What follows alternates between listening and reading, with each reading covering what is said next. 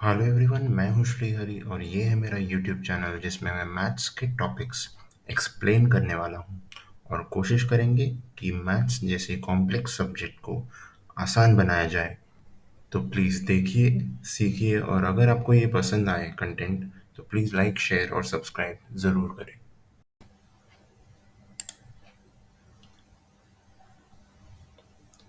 तो last class में हमने प्रॉब्लम नंबर 9 तक सॉल्व किया था। हमने देखा था कि कैसे लार्ज नंबर्स को एडिशन, सब्ट्रैक्शन, मल्टीप्लिकेशन, डिवीजन कर सकते हैं। तो इस क्लास में हम लोग ये एक्सरसाइज कंप्लीट करेंगे और चैप्टर 1 का समरी जो हमने सीखा है वो एक बार वापस रिवाइज करेंगे। तो चलिए स्टार्ट करते हैं 10th प्रॉब्लम से। 10th प्रॉब्लम है medicine is packed in boxes each weighing 4 kg 500 grams. तो एक बॉक्स का ये वेट है 4 kg 500 grams. How many such boxes can be loaded in a van which cannot carry beyond 800 kgs। तो एक van है, उसमें 800 kgs से ज़्यादा हम लोग नहीं लेके जा सकते। तो कितने बॉक्सेस ऐसे फिट होंगे, ये क्वेश्चन है। तो जस्ट हम लोग सब वेट्स को ग्राम्स में कन्वर्ट कर लेते हैं सिंप्लिसिटी के लिए। तो 1 kg इज 1000 ग्राम्स, हम जानते हैं। तो 800 kg होगा 800 इंटू 1000 ग्राम्स, तो 8 लाख ग्राम्स हो जाएगा। 4 kg होगा 4 इंटू 1000 ग्राम्स, तो 4000 ग्राम्स होगा। बट यहाँ पे 4 kg 500 ग्राम्स है, तो हम ये 4 kg में 500 ग्राम्स ऐड करेंगे तो हो जाएगा 4000 प्लस 500, 4500 ग्राम्स। तो number of boxes that can be carried in a van, तो हमें डिवाइड करना पड़ेगा क्योंकि टोटल हमारा वेट का कैपेसिटी है 8 लाख ग्राम्स और हर एक बॉक्स का वेट है 4500 ग्राम्स। तो कितने बॉक्सेस आएंगे ये निकालने के लिए हमें डिवाइड करना पड़ेगा। तो 4500 वेट ऑफ ईच बॉक्स है और 8 लाख आपका टोटल वेट कैपेसिटी है वैन का। तो 8 लाख डिवाइड बाय 4500 डिवाइड करेंगे तो आता है 177, आपका क्वोशंट आता है। रिमाइंडर आता है आपका 3500। तो इसका मतलब है 177 boxes can be carried in the van.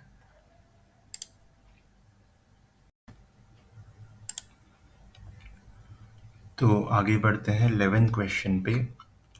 11th question है the distance between school and students house is 1 kilometre 875 meters. तो every day she walks both ways. Find the total distance covered by her in 6 days. तो distance between home and school is 1 kilometre 875 metres. तो सारे lens को हम पहले metres में convert कर लेते हैं। तो 1 किलोमीटर होता है 1000 मीटर्स। तो 1 किलोमीटर एंड ऊपर से 875 metres is equal to 1000 plus 875 metres, तो होता है 1875 मीटर्स। तो walking home to school in morning आप इतना मीटर्स कवर करते हो 1875 मीटर्स। और दोपहर को जब वापस आते हो वॉकिंग स्कूल टू होम, तो आप वापस उतना ही डिस्टेंस कवर करते हो 1875 मीटर्स। तो एक दिन में total length covered in a day is 1875 in morning plus 1875 in the afternoon. तो दोनों को ऐड करेंगे तो बनता है 3750 मीटर्स। तो इतना मीटर्स एक दिन में कवर करते हैं, राइट। तो 6 दिन में हम लोग कितना लेंथ कवर करेंगे? So total length covered in 6 days is 3750 metres into 6। एक दिन में हमने 3750 मीटर्स कवर किया, तो 6 days में 6 इंटू 3750 कवर किया, तो होता है 22,500 मीटर्स। अगर इसको किलोमीटर में कन्वर्ट करना है तो होता है 22 किलोमीटर्स एंड 500 मीटर्स। कैसे करेंगे? 22,500 मीटर्स हम लोग 1000 से डिवाइड करेंगे क्योंकि 1 किलोमीटर होता है 1000 मीटर्स। तो अगर हमें किलोमीटर में कन्वर्ट करना है मीटर को तो डिवाइड बाय 1000 करेंगे। तो डिवाइड बाय 1000 किया तो 22 किलोमीटर्स आता है। रिमाइंडर बचता है 500 मीटर्स जो यहाँ पे हमने लिखा है। तो total length covered in 6 days is 22 kilometer and 500 meters.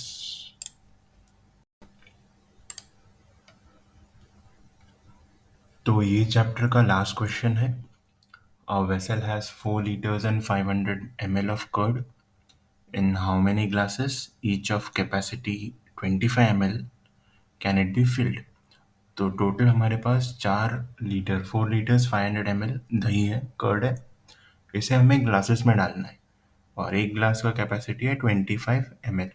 तो कितने ग्लासेस ऐसे लगेंगे, ये क्वेश्चन है। तो convert all volumes to ml, सारे वॉल्यूम को हम लोग मिलीलीटर में कन्वर्ट करते हैं। तो 1 लीटर होता है 1000 ml, तो 4 लीटर होगा 4 × 1000, 4000 ml। 4 लीटर 500 ml, अगर उसको हम टोटल ml में कन्वर्ट करना है तो 4000 प्लस एडिशनल 500 ml 4500 ml होता है। तो 4 लीटर 500 ml होता है 4500 ml। तो इसे हमें 25 ml के कैपेसिटी के ग्लास में डालना है। तो कितने ग्लासेस लेंगे, ये क्वेश्चन है। तो डिवाइड करेंगे हम लोग, capacity of each glass is 25 ml। तो डिवीजन होगा, डिवीजन 4500 डिवाइड बाई 25, तो 180 ग्लासेस आता है। So 180 glasses will be required to fill 4 litre 500 ml curd in 25 ml glasses. तो कन्वर्जन्स में अभी तक हमने क्या क्या सीखा है। लेंथ में हमने सीखा है 1 kilometre is equal to 1000 metres, 1 metre is equal to 100 centimetre और 1 centimetre is equal to 10 mm। तो ये स्केल में भी आप देख सकते हो कि 1 सेंटीमीटर 10 mm होता है, मतलब 1 सेंटीमीटर के बीच में 10 स्मॉल स्टिक्स होते हैं। अब वेट में हमने क्या सीखा है, 1 kg is equal to 1000 grams, और वॉल्यूम में क्या सीखा है, 1 litre is equal to 1000 millilitres. तो ये याद रखना, ये काफ़ी यूज़फुल होगा पूरे एग्जाम्पल्स एक्सरसाइज सॉल्व करने के लिए। तो चैप्टर 1 कंप्लीट हो गया है। एक बार रिवाइज कर लेते हैं हमने क्या क्या सीखा है अभी तक। तो समरी ये है कि हमने first part of the video में सीखा था कि ग्रेटेस्ट स्मॉलेस्ट नंबर्स कैसे निकालते हैं। अगर 2 नंबर दिया है तो हम उसमें से ग्रेटर नंबर कैसे चुनते हैं या फिर स्मॉलेस्ट नंबर कैसे चुनते हैं। तो कैसे चूज़ किया था हमने। तो सपोज़ 2 नंबर्स हमें दिए हैं, हम नंबर ऑफ़ डिजिट्स देखते हैं दोनों में। जिसमें भी ज़्यादा नंबर ऑफ़ डिजिट्स हैं तो वो सबसे ग्रेटर होता है, जिसमें कम नंबर ऑफ़ डिजिट्स हैं वो होता है स्मॉलर। तो एग्जाम्पल के तौर पे 999 इज़ ग्रेटर दैन 99, क्योंकि इसमें है 3 डिजिट्स और इसमें है 2 डिजिट्स, तो ये हमेशा ग्रेटर होगा और 99 होगा स्मॉलर। अगर दोनों नंबर्स में सेम नंबर ऑफ़ डिजिट्स हैं तो फिर कैसे चुनेंगे हम लोग ग्रेटर कौन सा है। तो जैसे 999 है इज़ ग्रेटर दैन 450। इस तीनों में 3 डिजिट्स हैं, बट हम लोग लेफ्ट मोस्ट जो डिजिट है उसमें देखेंगे 9 इज़ ग्रेटर दैन 4, तो इसलिए 999 इज़ ग्रेटर दैन 450। अगर लेफ्ट मोस्ट डिजिट भी सेम है तो कैसे पता चलेगा। जैसे 999 है इज़ ग्रेटर दैन 950, तो हम लोग फिर लेफ्ट मोस्ट तो सेम है 9 और 9, उसके राइट साइड में जाएंगे, 9 है और 5 है, तो 9 is greater than 5, so 999 is greater than 950। तो पार्ट 1 ऑफ द वीडियो वापस देखिए, अगर आपको अभी भी नहीं समझ में आया तो आपको क्लियर हो जाएगा।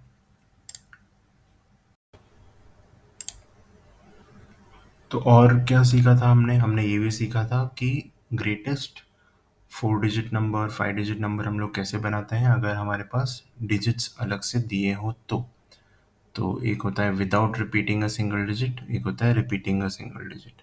तो सपोज़ यहाँ पे हमने 4 डिजिट मिला है, 7 8 3 और 5। इन चारों डिजिट्स के कॉम्बिनेशन में हमको ग्रेटेस्ट 4 डिजिट नंबर बनाना है। तो सबसे बड़ा जो डिजिट है वो है 8 इन चारों में, तो वो सबसे लेफ्ट में डालेंगे हम लोग 8, फिर आएगा 7 क्योंकि 8 7 से छोटा है, फिर आएगा 5, फिर 3। तो सबसे बड़ा जो डिजिट है वो हमेशा लेफ्ट में होना चाहिए, फिर उससे छोटा, फिर उससे छोटा, फिर सबसे छोटा लास्ट में आना चाहिए। अगर आप इसको रीअरेंज करेंगे तो आपको ग्रेटेस्ट नंबर नहीं मिलेगा। एग्जाम्पल में अगर मैं 7 की जगह पे 5 डालूँ और 5 की जगह पे 7 डालूँ तो बनेगा 8573, जो इससे छोटा ही होगा, ग्रेटेस्ट नंबर नहीं बनेगा। वैसे ही अगर स्मॉलेस्ट नंबर हमको निकालना है तो सबसे छोटा जो डिजिट है वो सबसे लेफ्ट में होगा, 3, 5, फिर उससे एक बड़ा, उससे बड़ा, और सबसे बड़ा जो है वो सबसे लास्ट में रहेगा। होप आपको ये समझ में आ गया होगा।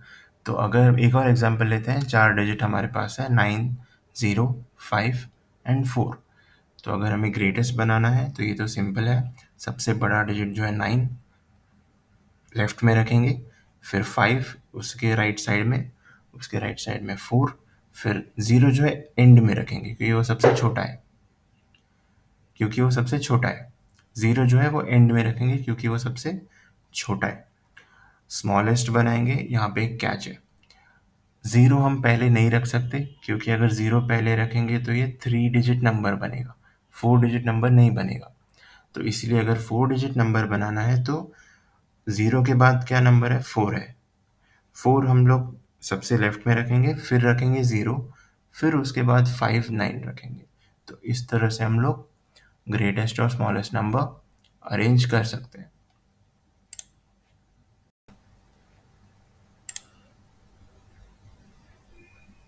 तो थर्ड वन अगर हम देखेंगे तो इसमें लिखा है कि जो स्मॉलेस्ट 4 डिजिट नंबर है वो लार्जेस्ट 3 डिजिट नंबर प्लस 1 होता है। तो स्मॉलेस्ट 4 डिजिट नंबर क्या है हमारे पास, 1000 है, वो स्मॉलेस्ट 4 डिजिट नंबर है। और लार्जेस्ट 3 डिजिट नंबर क्या है, 999।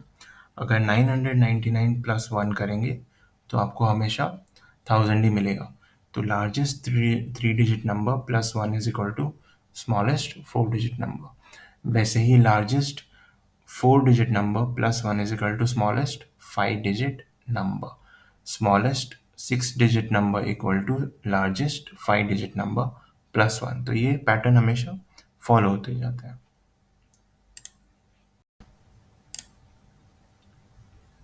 और आखिर में हमने दो सिस्टम ऑफ न्यूमरेशन सीखा था, इंडियन सिस्टम और इंटरनेशनल सिस्टम।